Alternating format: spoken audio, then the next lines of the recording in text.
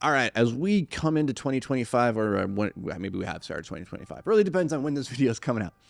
Here are 6 words that you can use to define the next 12 months of your life. Hell, you can use these 6 words to define the next 50 years of your life. These might be the 6 most powerful words in your life. And they're going to be different for everybody. It's not the same 6 words. There's 6 words that you have to come up with on your own. What I want you to do is I want you to sit down somewhere quiet with your journal, and I want you to reflect and ask yourself, what are the 6 characteristics, the 6 values that the greatest version of myself embodies? The person that, if you were to fast forward to the end of your life and say that person achieved everything I could ever want, they were the person that I wanted to be. Hell, if that person dies, what 6 words would they write on that person's tombstone? What are those 6 words that they would say, man, this person was this, this, this, this, this? What are those 6 words that describe the greatest version of yourself? And then I want you to put those down on your journal. I want you to write them down.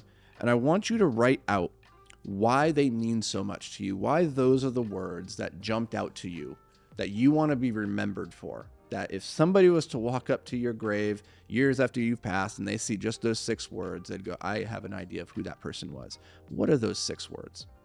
Write those down. Explain to yourself, journal on this, why they are so important to you, right? We need to connect a deep, meaningful why to the things that we're pursuing in life. Now, you have an idea. You have a secret scorecard by which you can measure your life. You can measure the next year. You can triangulate the activities that you are doing on a daily basis and ask yourself, is that moving me in alignment with these words, these traits, these characteristics, these values that I have for myself? Now, here's the thing, is I want you to create 2 different versions. I want you to create the 2025 version. I want you to create the lifetime version. They're slightly different. For the 2025 version, I want you to focus on more of the things that you can do. And for the lifetime words, I want you to focus more on the things that you are. For instance, when most people get to the end of their life and you ask them, like, what's the most important thing that you want to be remembered for? They'll say, I want to be remembered for being a good, faithful husband, or a great father, a great caring, that he was there for me, that he was a good brother, that he had integrity. Right? The words that we use at the end to describe the entirety of our life, those values, they're very different than the goals which many of us are pursuing on a day-to-day basis.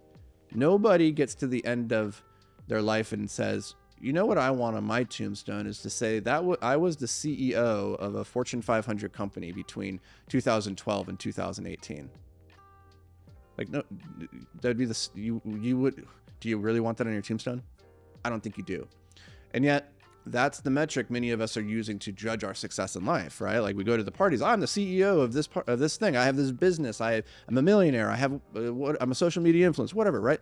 We attach ourselves to like this external metric of success. And yet, I don't want anybody to write that he was a social media influencer on my tombstone.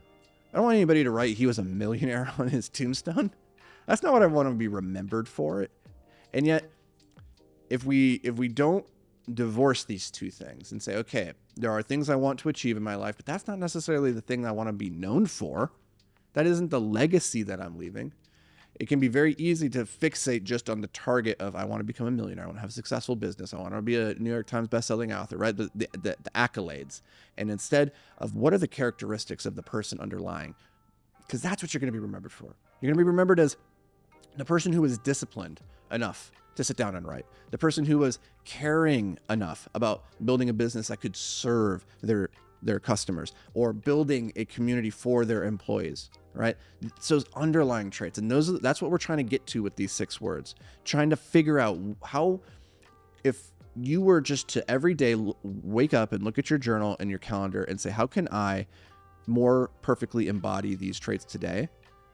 That's the goal. And so some words that I am using for myself in 2025 is creative.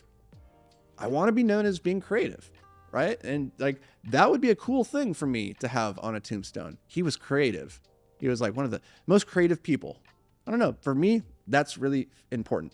Another one is playful, or joyful would be another way. Or think about that, having that on your tombstone. He was joyful in all things. That'd be amazing. That's an amazing characteristic to embody. Or he was adaptable or flexible. He was never set in his ways. He was always willing to explore, right? So what are those words that you can use when you look at them, you go, man, I want to live up to that. I do want to be more that way, because I do want to be more playful. I want to be more joyful in my life. And it's really easy to get so caught up in all the really important things that are happening, all the chaos of life, that we lose sight of that. And you look up and you're like, oh, I haven't played in a long time. I've been so busy putting on this persona that I haven't been feeling joyful, right? So take some time and reflect. What are your 6 words that you're going to use to define the next 2025, but you only get one 2025. So what are the words that you're going to use that will define your 2025? And then what are the separate 6 words that will define your life? They're slightly different, but go ahead and put them down. And because once you have them, once you can see that target clearly in your mind, now we can start coordinating our actions to move us towards that reality. And that will day by day bring us one step closer to becoming that greatest version of yourself. And that, more than anything, is what I want for you, my good friend. And if that's not what you want, then I don't know what you were doing here. You've come to the wrong place. Now, if that is what you want, you came to the right place and you're like, hells yeah, Anthony, I'm on board. I want to know your 6 words. I want you to screenshot this. I want you to share with me on Instagram, the Anthony Vicino. And then with it, I want you to write your 6 words so I can see what you are dedicating your life to. And I will see you guys in the next episode.